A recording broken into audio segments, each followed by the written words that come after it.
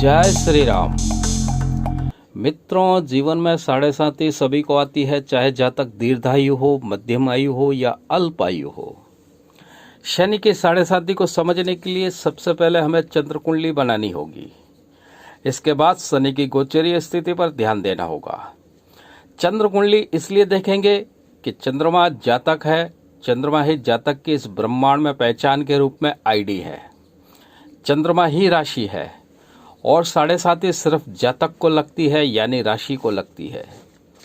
इस चित्र में वृषभ राशि के जातक की चंद्र कुंडली बताई गई है। इसके द्वारा हम पहले यह समझेंगे कि शनि की साढ़े साती कैसे लगती है, वह साढ़े साती के प्रथम चरण, मध्यम चरण, अंतिम चरण क्या है। शनि जब चंद्र कुंडली में चंद्रमा से 12वें भाव में आता है तो शनि की साढ़े साती का प्रथम चरण चढ़ती हुई साढ़े साती शुरू हो जाती है।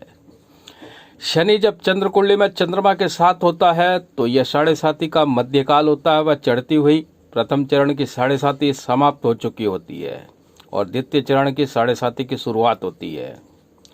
शनि जब चंद्र कुंडली में चंद्रमा से द्वितीय भाव में आता है तो यह साढ़े साती का अंतिम चरण की शुरुआत, द्वितीय चरण की समाप्ति होती है।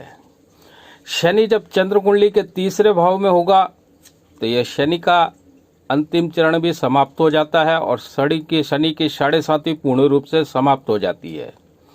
इस प्रकार से शनि चंद्र कुंडली जब चंद्रमा से 12वें पहले और द्वितीय भाव में 2.5 साल गोचर करता है तो यह शनि की साढ़े साती कहलाती है और यह साढ़े साती 7.5 साल की होती है। अब मुख्य बात यह है कि साढ़े साती का प्रभाव जातक पर किस समय पड़ेगा, इसको भी इस चंद्र कुंडली के द्वारा समझेंगे। यह चंद्र कुंडली किसी वृषभ राशि के जातक की है जिसे वास्तव में साढ़े साती तो लग चुकी है, लेकिन शनि की साढ़े साती का प्रभाव कब पड़ेगा इस जातक पर यह समझेंगे। इसको ही समझने के लिए चंद्रमा और शनि के बीच की गोचरीय दूरी को समझना होगा। इसमें यह देखेंगे कि इन दोनों के गोचर की दूरी 30 अंश की है या नहीं, क्योंकि जब तक शनि चंद्रमा से 30 अंश से अधिक दूरी पर रहेगा तब तक इस जातक पर साढ़े साती का प्रभाव नहीं होगा। शनि के साढ़े साती का प्रभाव जातक पर पड़ने के लिए चंद्रमा और शनि की गोचरीय दूरी 30 अंश से कम होना अति आवश्यक होता है।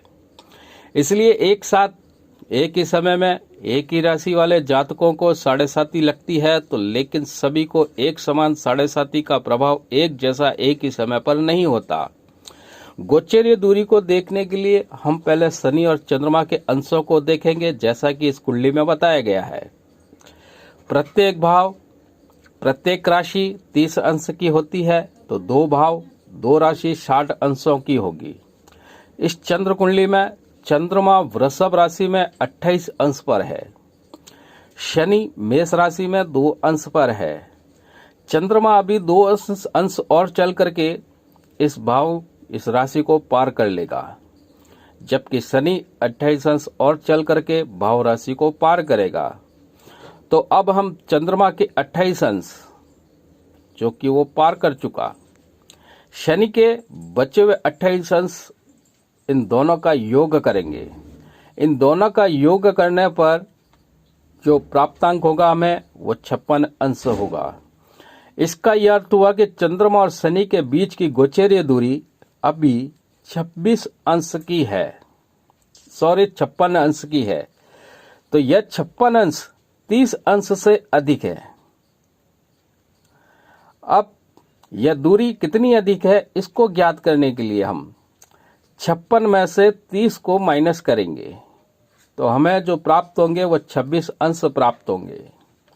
अब हम सभी जानते हैं कि शनि 1 अंश 1 मास में चलता है, तो 26 अंश को पार करने में 26 माह का समय लगाएगा। तो इस जातक की कुंडली में 26 माह के बाद में चंद्रमा और शनि की गोचरीय दूरी 30 अंश की रहेगी और यह दूरी जैसे जैसे कम होगी वैसे वैसे इस जातक को साढ़े साती का प्रभाव दिखने लगेगा।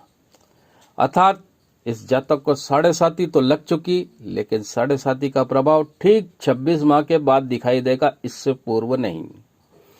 मित्रों, आशा है कि आप सभी को शनि की 7.5 का प्रभाव कब पड़ेगा आप इस चंद्र कुंडली के द्वारा समझ गए होंगे। आप भी इसी तरह और भी कई जातकों की कुंडली में शनि की 7.5 के प्रभाव को समझ सकते हैं। हमारे चैनल को लाइक करें, सब्सक्राइब करें, बेल बटन को अवश्य दबावें।